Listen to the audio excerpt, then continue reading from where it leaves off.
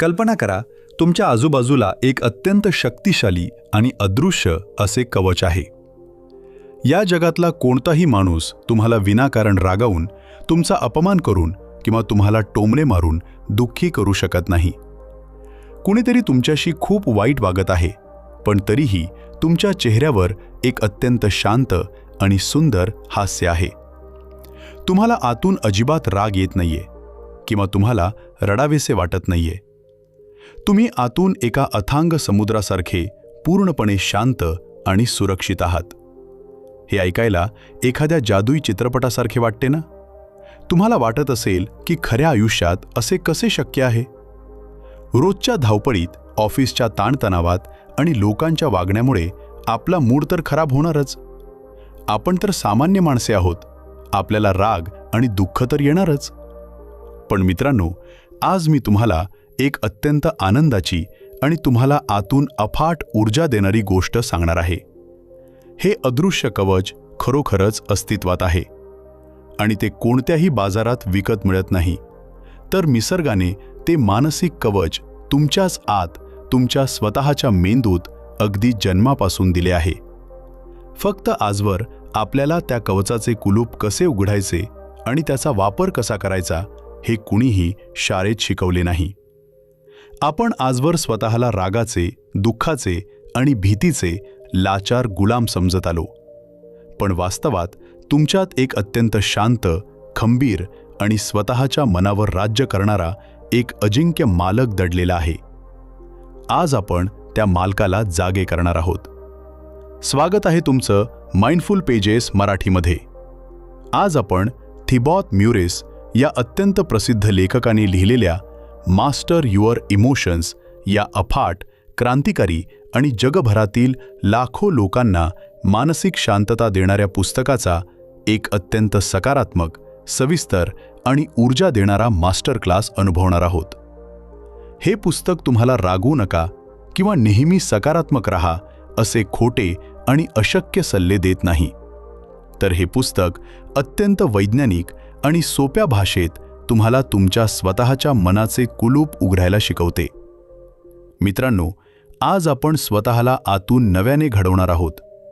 त्यामुळे अत्यंत शांत मनाने, एका नव्या आशेने आणि पूर्ण विश्वासाने हा स्वतःला मानसिकदृष्ट्या अजिंक्य बनवण्याचा प्रवास शेवटपर्यंत अनुभवा.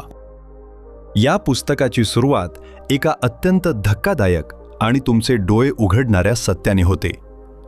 लेखक तुम्हाला अत्यंत प्रेमाने सांगतात की तुमचा मेंदू तुम्हाला सतत आनंदी ठेवण्यासाठी बनलेलाच नाहीये. आपण नेहमी विचार करतो की मला सतत नकारात्मक विचार का येतात? मला नेहमी भविष्याची भीती का वाटते?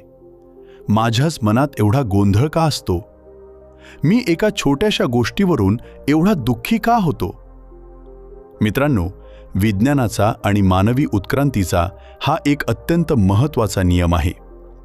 हजारो वर्षांपूर्वी जेव्हा माणूस जंगलात राहायचा, तेव्हा त्याचा मुख्य उद्देश फक्त आणि फक्त स्वतःला जिवंत ठेवणे हा होता. जर त्याने धोक्यांचा विचार केला नसता, तर एखाद्या हिंस्त्र प्राण्याने त्याला खाऊन टाकले असते. त्यामुळे आपला मेंदू हा नेहमी धोके शोधण्यासाठी, संकटांचा विचार करण्यासाठी आणि आपल्याला सुरक्षित ठेवण्यासाठी डिझाईन केलेला आहे. आज आपण जंगलात राहत नाही, पण आपल्या मेंदूची ती जुनी सवय अजूनही गेलेली नाही. जेव्हा उद्याच्या नोकरीची किंवा व्यवसायाची चिंता सतावते, तेव्हा मेंदूला वाटते की तोच जंगलातला वाघ आपल्या समोर उभा आहे आणि तो छातीत भीती निर्माण करतो. जेव्हा तुम्हाला नकारात्मक विचार येतात किंवा भीती वाटते, तेव्हा तुमचा मेंदू खराब झालेला नसतो, तर तो त्याचे काम अत्यंत चोखपणे करत असतो. तो तुम्हाला संकटांपासून वाचवण्याचा प्रयत्न करत असतो. त्यामुळे आज आणि याच क्षणी नकारात्मक विचारांसाठी स्वतःला दोष देणे आणि स्वतःला कमी लेखणे कायमचे थांबवा. निगेटिव्ह विचार येणे ही एक अत्यंत नैसर्गिक प्रक्रिया आहे. तुम्ही एकदम निरोगी आहात, पण त्या विचारांमध्ये अडकून राहणे आणि स्वतःला त्रास करून घेणे ही मात्र आपली निवड असते. या पुस्तकातील दुसरा आणि अत्यंत जादुई नियम आहे, तुम्ही आणि तुमच्या भावना या दोन पूर्णपणे वेगवेगळ्या गोष्टी आहेत. मित्रांनो, हा नियम तुमच्या आयुष्याला एक अफाट शांतता देईल. जेव्हा आपण दुःखी असतो तेव्हा आपण काय म्हणतो? आपण म्हणतो, मी दुःखी आहे किंवा मी रागीट आहे. जेव्हा तुम्ही असे म्हणता तेव्हा तुम्ही स्वतःची ओळखच त्या भावनेशी जोडून टाकता. तुम्ही स्वतःला आणि त्या भावनेला एकच समजता आणि इथेच आपला सर्वात मोठा पराभव होतो. लेखक अत्यंत सुंदर उदाहरणाने हे समजावतात. कल्पना करा की तुमचे मन हे एक अथांग आणि निळेभोर आकाश आहे आणि तुमच्या भावना हे त्या आकाशात येणारे ढग आहेत. कधी पांढरे आणि सुंदर ढग येतात, कधी काळेकुट्ट पावसाचे ढग येतात, तर कधी भयंकर वादळ येते. पण मित्रांनो, ढग कितीही काळे असले आणि वादळ कितीही भयंकर असले तरी ते आकाश कधीही खराब होत नाही. वादळ संपल्यावर आकाश पुन्हा तसेच निळे, स्वच्छ आणि शांत असते. आकाश आणि ढग कधीही एक होऊ शकत नाहीत. अगदी तसेच तुम्ही ते अथांग आणि शांत आकाश आहात आणि तुमच्या भावना हे येणारे जाणारे ढग आहेत. आजपासून मी दुःखी आहे असे म्हणण्याऐवजी स्वतःला सांगा की मला आज दुःख जाणवत आहे. मी रागीट आहे म्हणण्याऐवजी म्हणा की माझ्या आत रागाची भावना आली आहे. हा एक छोटासा शब्दांचा बदल तुम्हाला तुमच्या भावनांपासून वेगळे करतो. तुम्हाला समजते की हा रागाचा किंवा नैराश्याचा ढग थोड्या वेळाने निघून जाणार आहे आणि मी आतून अत्यंत शांत आणि सुरक्षित आहे. तिसरा आणि तुमच्या रागावर नियंत्रण मिळवणारा अफाट नियम म्हणजे परिस्थिती तुम्हाला कधीही त्रास देत नाही, तर तुम्ही त्या परिस्थितीला दिलेला अर्थ तुम्हाला त्रास देतो. कल्पना करा, तुम्ही रस्त्याने अत्यंत शांतपणे चालत आहात आणि एका माणसाने तुम्हाला जोरात धक्का मारला. तुम्हाला भयंकर राग येईल. तुम्ही त्याला शिव्या द्याल किंवा त्याच्याशी भांडण कराल. पण जर तुम्हाला दुसऱ्याच सेकंदाला समजले की तो धक्का मारणारा माणूस पूर्णपणे आंधळा आहे, तर तुमचा राग एका सेकंदात कुठे गायब होईल हे तुम्हालाही समजणार नाही. उलट तुम्हाला त्याची कीव येईल आणि तुम्ही त्याला मदत करायला पुढे जाल. मित्रांनो, इथे एक अत्यंत महत्त्वाची गोष्ट नोटीस करा. दोन्ही वेळेला घटना एकच होती. तुम्हाला धक्का लागला, पण पहिल्यांदा तुम्हाला वाटले की त्याने मुद्दाम धक्का मारला म्हणून तुम्हाला भयंकर राग आला. दुसऱ्यांदा तुम्हाला समजले की तो आंधळा आहे म्हणून तुम्हाला दया आली. म्हणजेच धक्का लागल्यामुळे तुम्हाला राग आला नव्हता, तर तुम्ही त्या धक्क्याला जो अर्थ दिला त्यामुळे तुम्हाला राग आला होता. तुमच्या आयुष्यातही रोज हेच घडत असते. जेव्हा बॉस तुम्हाला ओरडतो तेव्हा तुम्ही अर्थ काढता की तो माझा अपमान करत आहे आणि तुम्ही दुःखी होता. पण जर तुम्ही अर्थ काढला की तो आज त्याच्या घरच्या टेन्शनमध्ये असेल किंवा त्याच्यावर कामाचा ताण असेल म्हणून तो चिडचिड करत आहे, तर तुम्हाला त्याचा अजिबात त्रास होणार नाही. परिस्थिती कधीच तुमच्या नियंत्रणात नसते, पण त्या परिस्थितीला कोणता अर्थ द्यायचा याचा रिमोट कंट्रोल 100% तुमच्याच हातात असतो.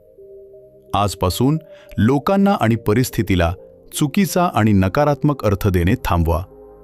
तुमचे आयुष्य आपोआप एका सुंदर नदीसारखे शांत होईल. पुस्तकातील चौथा आणि तुमच्या मानसिक शांततेचा पाया असणारा नियम म्हणजे तुमच्या मेंदूचा माहितीचा आहार आणि तुमचे वातावरण. मित्रांनो, आपण जेवताना नेहमी ताजे आणि सकस अन्न खातो. जर कुणी तुम्हाला शिळे किंवा सडलेले अन्न दिले तर तुम्ही ते रागाने फेकून द्याल, कारण तुम्हाला माहीत आहे की ते खाल्ल्यावर तुमचे शरीर आजारी पडेल. पण आपण आपल्या अत्यंत मौल्यवान मेंदूमध्ये रोज कोणता कचरा टाकत आहोत याचा आपण कधीच विचार करत नाही. सकाळी उठल्या उठल्या आपण मोबाईल हातात घेतो आणि समाज माध्यमांवर लोकांचे खोटे आणि दिखाव्याचे आयुष्य पाहतो. आपण स्वतःची तुलना इतरांशी करून दुःखी होतो. आपण दूरचित्रवाणीवर नकारात्मक बातम्या पाहतो, जिथे फक्त खून, दरोडे आणि राजकारण दाखवले जाते. आपण अशा लोकांशी गप्पा मारतो जे सतत रडत असतात, इतरांची निंदा करत असतात आणि आयुष्याबद्दल सतत तक्रार करत असतात. मित्रांनो, लेखक अत्यंत स्पष्ट शब्दात सांगतात की तुम्ही तुमच्या मेंदूत जे टाकाल तेच भावनांच्या रूपात बाहेर येणार. जर तुम्ही मेंदूत भीती, नकारात्मकता आणि इतरांचा द्वेष टाकला तर तुमचा मेंदू तुम्हाला कधीही शांतता आणि आनंद देऊ शकणार नाही. स्वतःच्या भावनांचे मालक बनायचे असेल तर सर्वात आधी स्वतःच्या डोळ्यांचे आणि कानांचे मालक बना.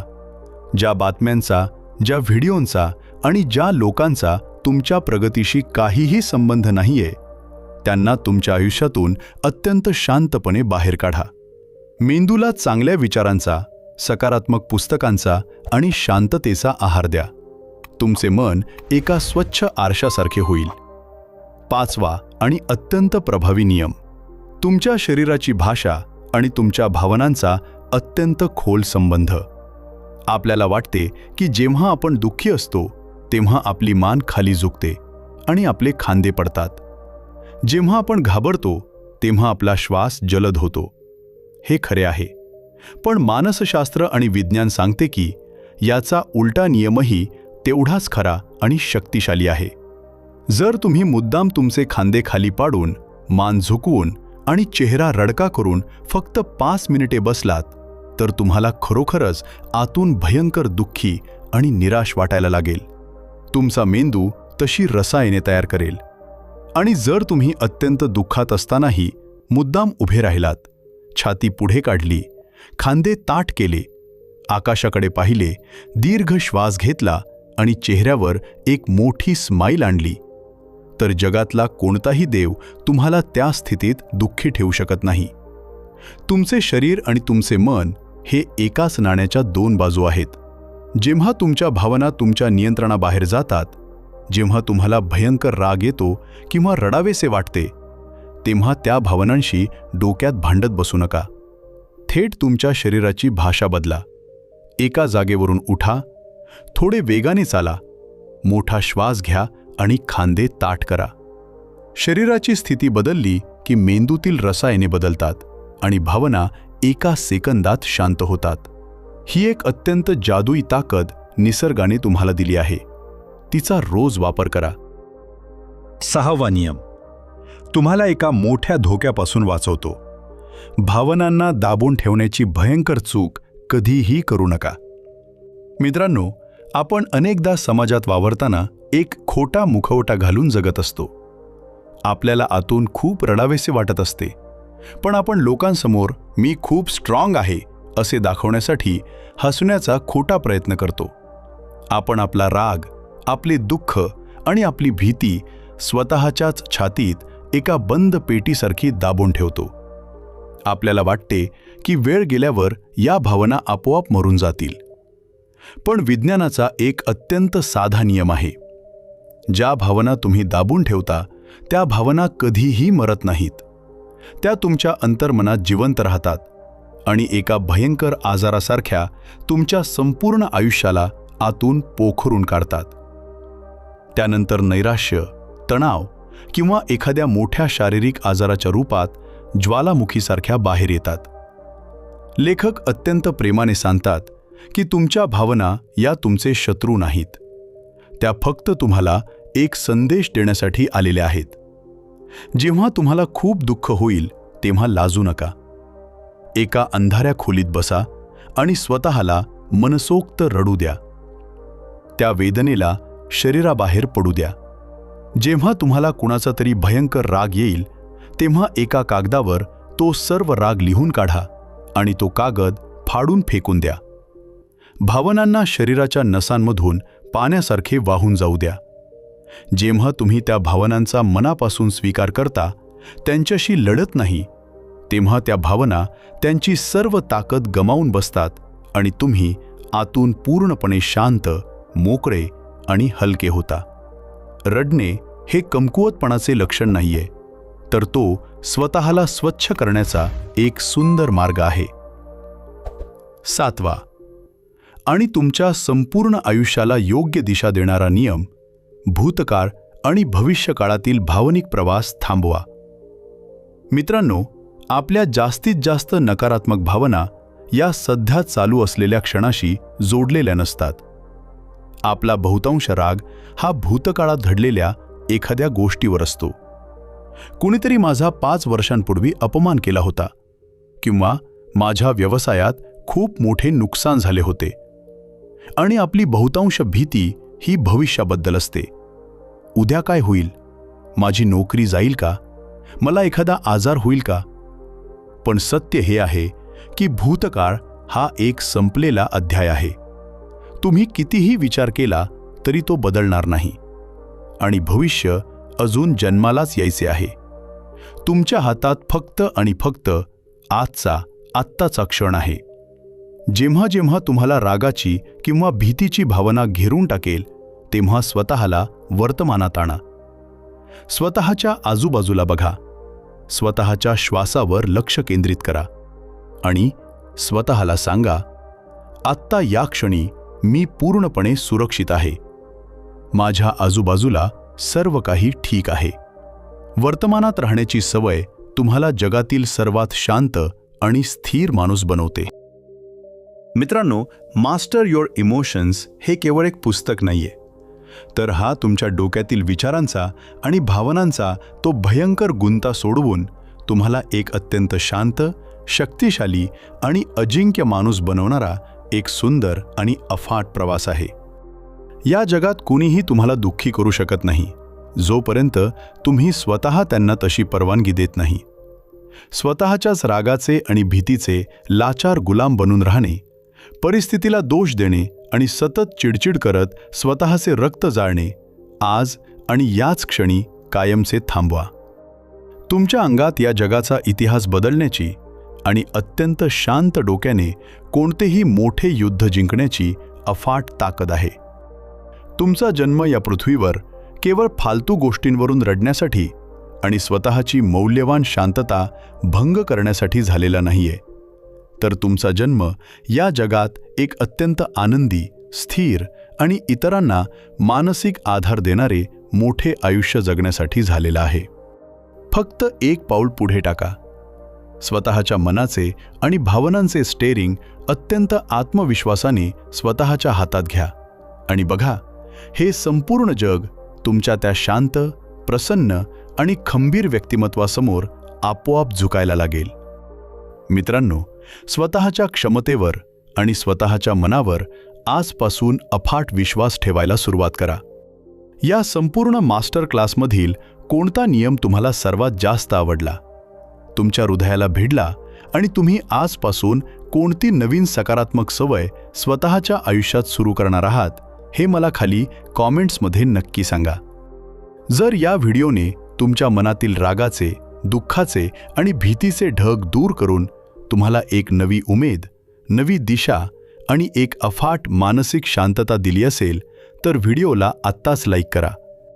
जे लोक छोटी छोटी कारणे घेऊन सतत दुःखी असतात, रागावतात आणि ज्यांना खऱ्या अर्थाने एका मानसिक आधाराची गरज आहे, अशा तुमच्या जवळच्या प्रत्येकासोबत हा व्हिडिओ शेअर नक्की करा.